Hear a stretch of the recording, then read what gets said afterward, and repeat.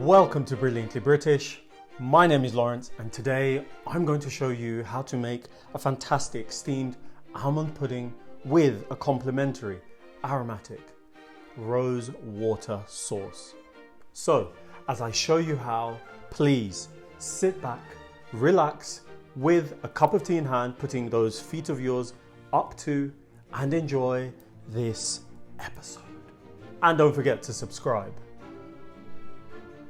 To date, we've shared several of our recipes with you in order to inspire you to try our modern interpretations of the British palate.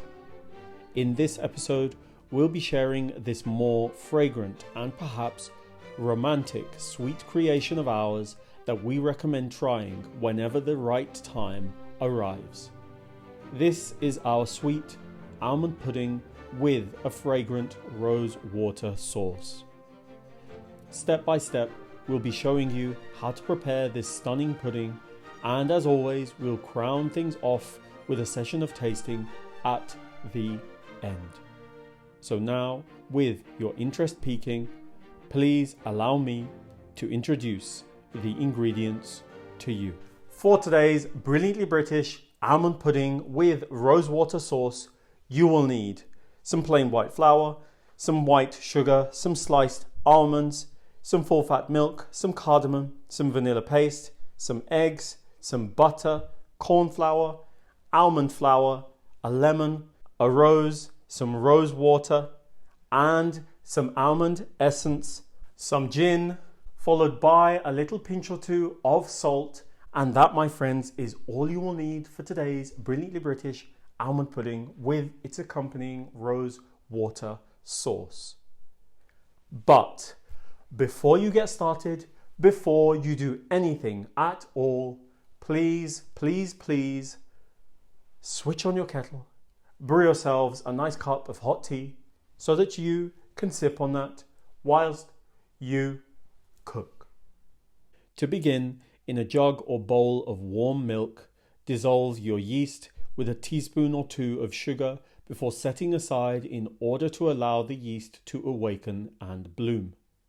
Meanwhile, to begin preparing the pudding batter, into a relatively large mixing bowl, turn in soft room temperature butter, followed by some salt, vanilla paste, and your sugar before creaming all the contents together for 5 minutes or so at a high speed until pale and fluffy.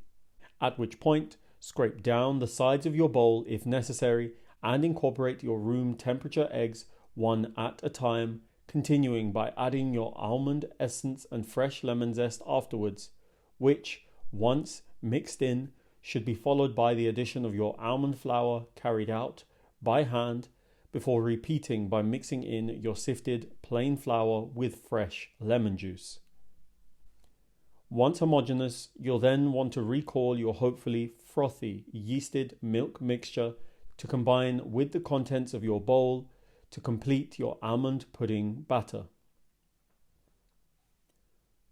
With the batter set to one side under a lid, continue by heavily greasing your pudding bowl or mould, in my case, with butter and a coat of flour.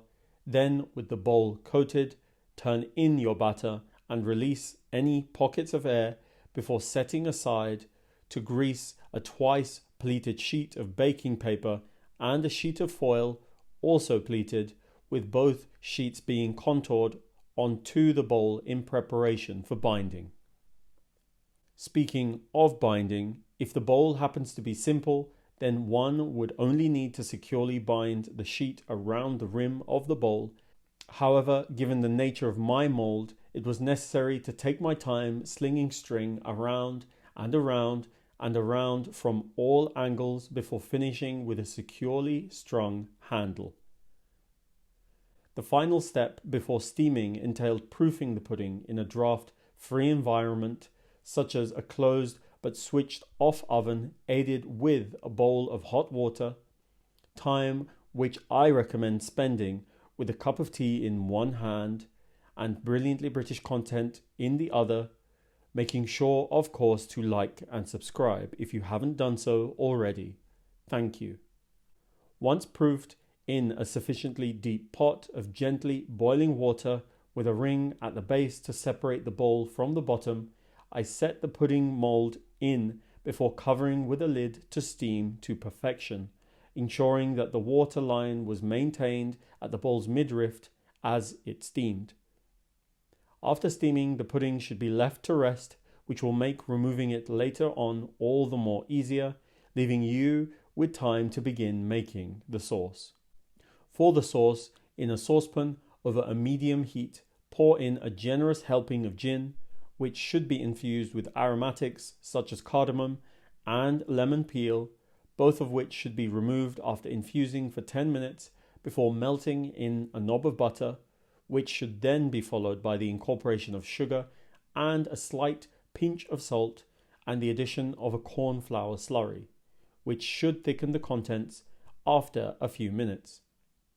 Once noticeably thicker, switch off your source of heat and trickle in your rose water, and then, as a finishing touch, having taken 1 or 2 rose petals, finely slice them and turn into your sauce to complete. Perfect. Pudding at this point will be ready to uncover and extract from the mould, so carefully remove all string, delicately uncover, and then turn over onto a plate to reveal this stunning and beautifully fragrant almond pudding, which beckons you to douse with your rose water sauce. So now, with this stunning and aromatic pudding made and your interest peaking, I think it's high time for tasting, tasting, tasting. Are you ready? Are you steady? 3, 2, 1.